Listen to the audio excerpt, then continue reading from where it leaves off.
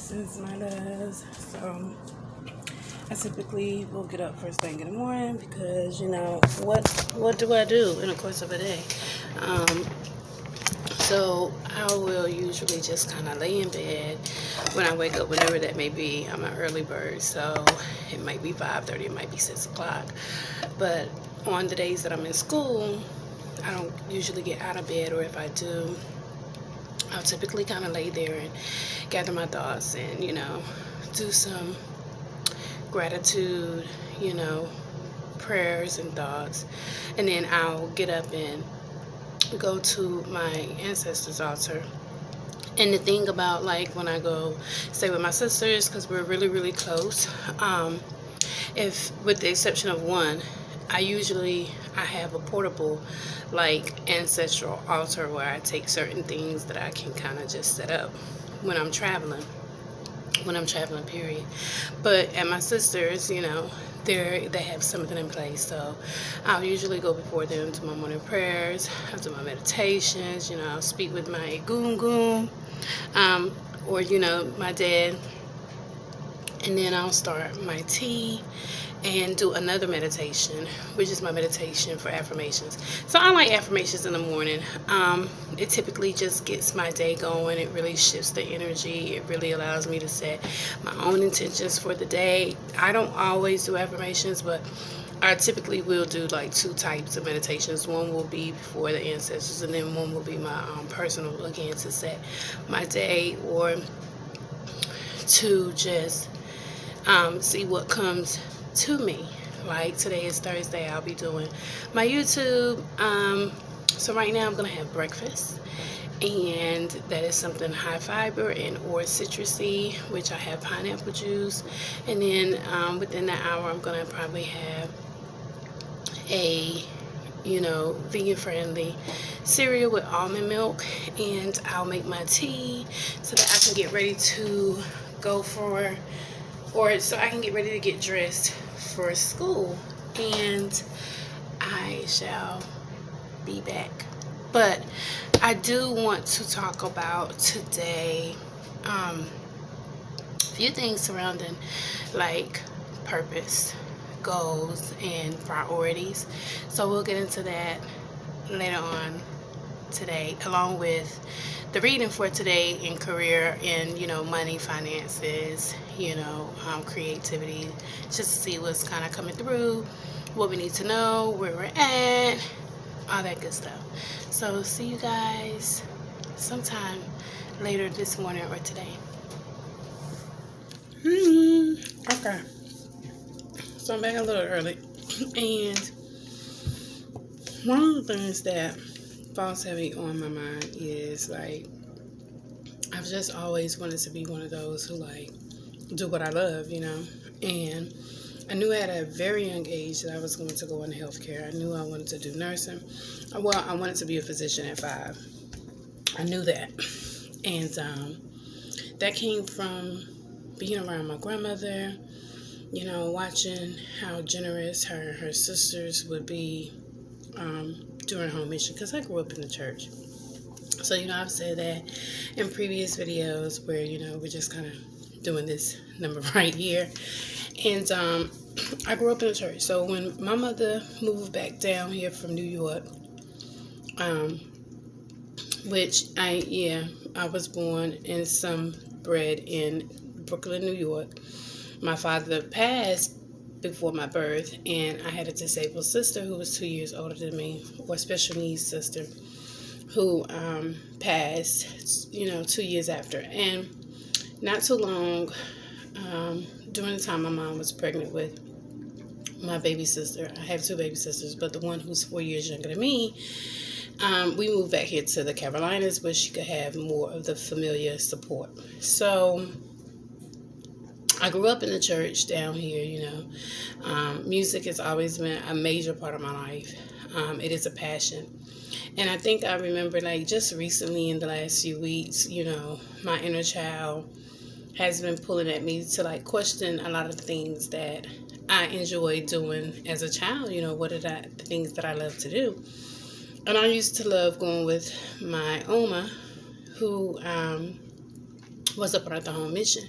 And a lot of times she just did it just because, like, summertime, we didn't have anything to do. We would go out and, go to different, rest homes and hospitals and visit, sick and shut in that she was aware of, and it didn't even matter that they were not affiliated with our church. It's just what she did. And I thought, that was an amazing and a beautiful thing. And so I can remember one of the first times I went to visit a rest home, and, I saw the nurses, and I was just like, and the CNAs, because they're also important into being able to maintain and upkeep the facility, or the community rather, because this is, the home of these elders and or residents. So I knew then that whatever I did, it had to do with healing and being of healing. But I also can remember a time when I was, deep in Christianity, that it was told to me, and it not necessarily who, but just different leader heads were like, well, healing is a gift, and not everyone has it, and you can't, basically stipulations or putting limiting beliefs to me, because I'm the one asking about healing. And I just can remember one time thinking to myself, like, okay, so if I feel like I have a gift of healing, I can't use it because I'm not ordained to, or I'm not, it's not been confirmed by the pastor or someone in the hierarchy of the ministry to say, okay, she has the gift of healing. Yeah, that never sat right with me even then. And I've always known that I enjoy bringing healing into the lives of others. We heal people by caring for them, nurturing them, smiling, supporting, those are forms of healing. And there is a hands-on healing.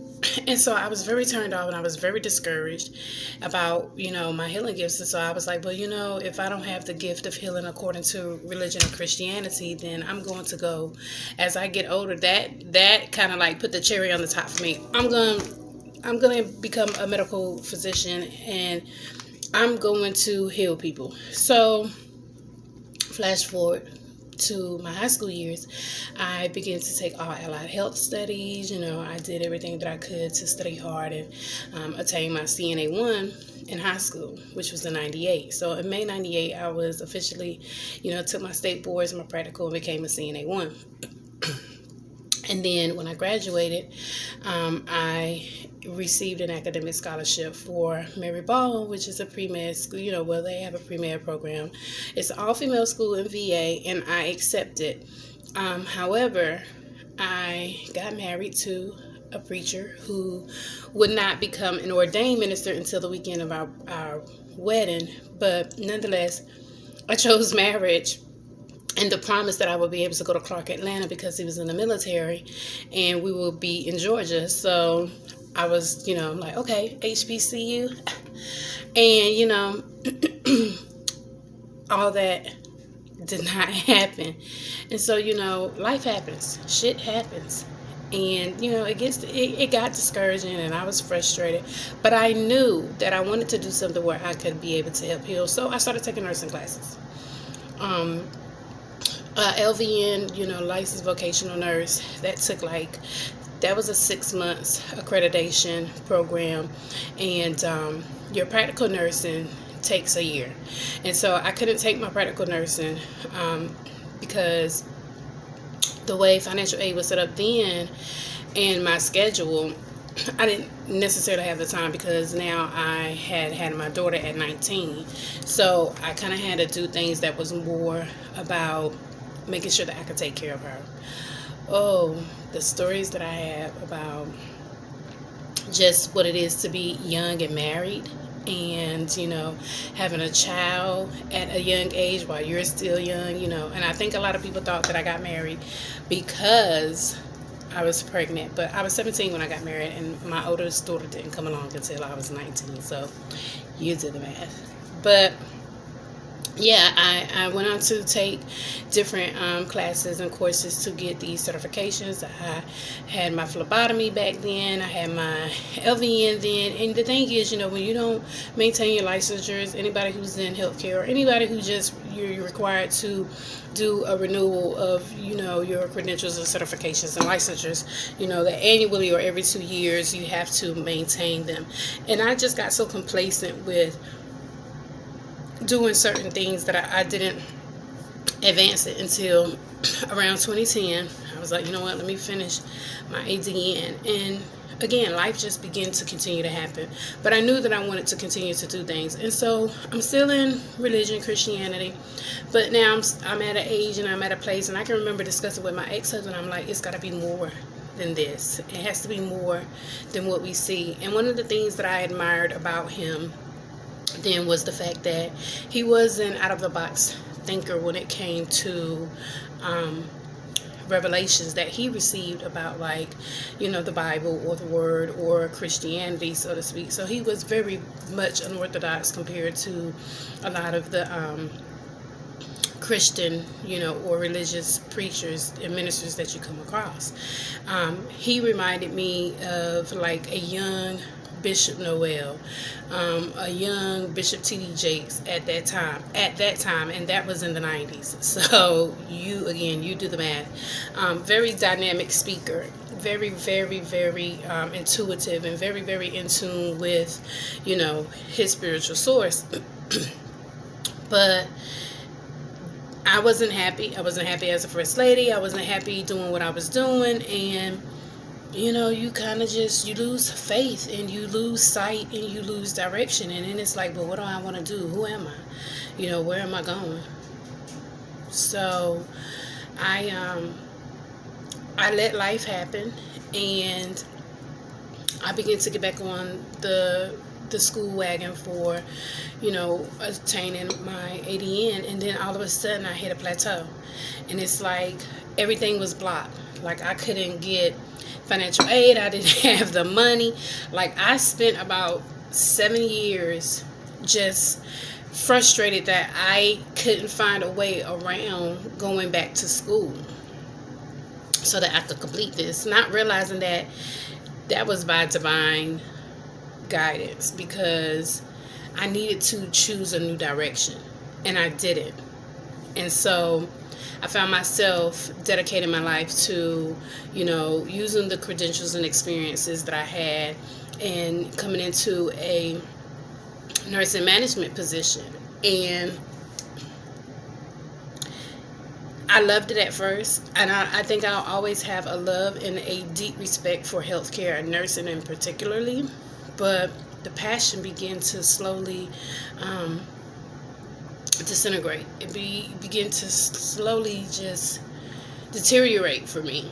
And while I still enjoyed being able to help others and be, a form of healing in some capacity, whether it was to my staff, whether it was to the residents, whether it was to the resident family members, I enjoyed it. I'm grateful for all the connections and networking that I have been able to, gain throughout the years with different physicians and providers, and I remember sometime before I moved to Greensboro, I was still in Vanceboro, and I saw an opportunity to attain my massage therapy, and it was an associate degree, and I was like, check that out.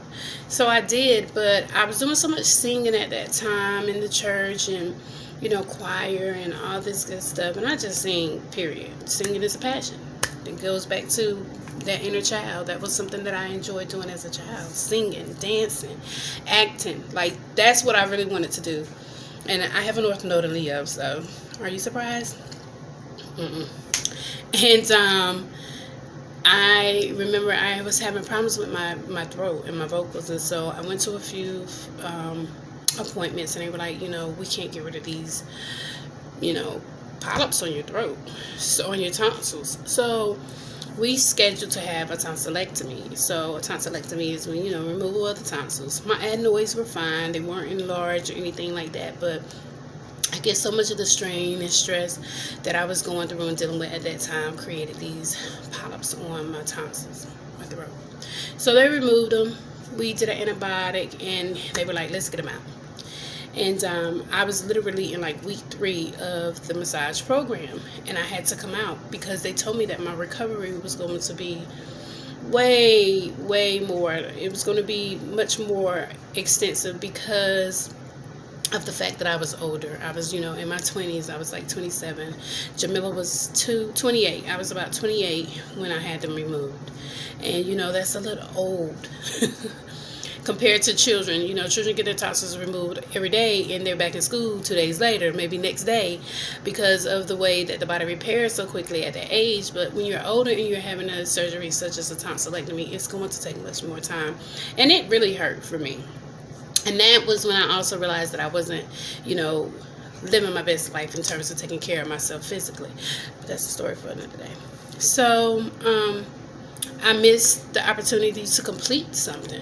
And sometimes for me that was a bad habit. Not completing assignments or, not completing projects and things that I started for fear of failure, simply because of ego-based, energy, subset fear of worry, anxiety, and, not feeling like I would do well. So I had to pull out, and it always stayed in the back of my mind.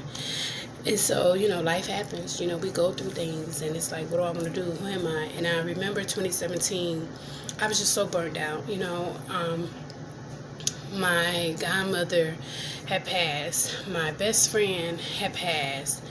And I was in a relationship. Well, I thought I was in a relationship, but I was with someone. I was in a situationship where, due to circumstances or due to whatever was going on with him, I ended up going into a celibacy for 3 years. And just shit happening. Life happens. It happens. And at some point, the job, I have been working in 20-something years now in healthcare. Never, ever been termed. Always quit. Never been terminated. And, it was just one of those situations where it was either me or the administrator. And it is what it is, No love lost. It was a lesson. And I'm grateful for the experience. But I remember walking away, and I remember calling my sister Sammy and Denise and Eureka and Yaz, and I just remember having conversations with them, and I remember them saying, each one of them in their own way, like, you don't sound like you're sad about it. And I realized that I wasn't. Like, it hurt because, I dedicated so much of my blood, sweat, and tears those few years into this company, only to, be like, if we can do this to the best of us, you know what I mean? So that hurt. But once I processed what was going on, it was a relief. It was a blessing in disguise. And, I have nothing bad to say about, that company or the people who work for that company, because what good is that doing me? I wish them well.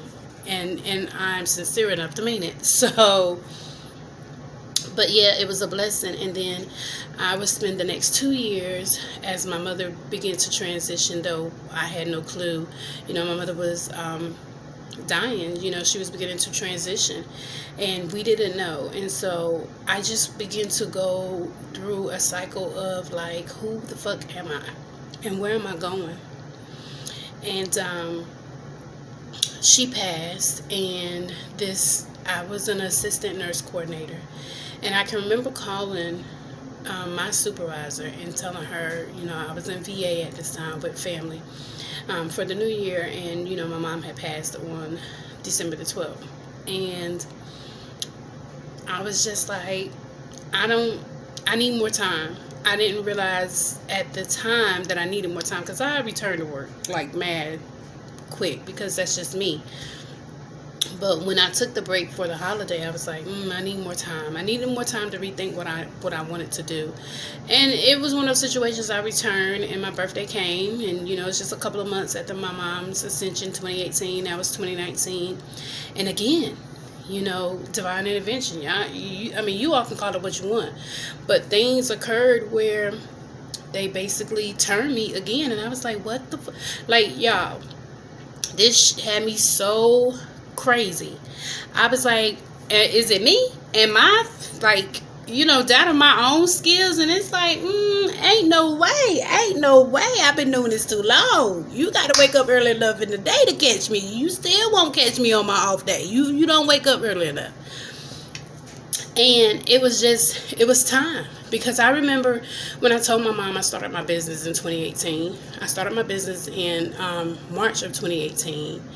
And I didn't put out the site until May of 2018. I just remember having these conversations with her about, what I wanted to do, the direction that I wanted to go. And she was supportive, and she always said, she was like, even from the time in all the years that I've been doing nursing and healthcare, she was like, Mia, you need to work for yourself, because I was just always giving. And the way my children suffered and had to sacrifice me, and how much I gave of myself so willingly, and forgetting to pour and nurture and be a mother, like that, the shit's real.